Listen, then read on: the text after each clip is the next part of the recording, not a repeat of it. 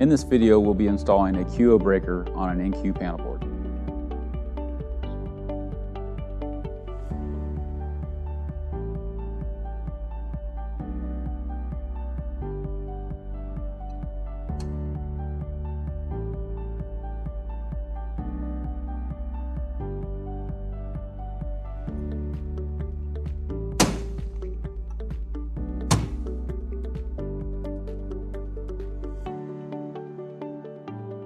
The torque information for the lugs of the breaker is found on the side of the breaker casing.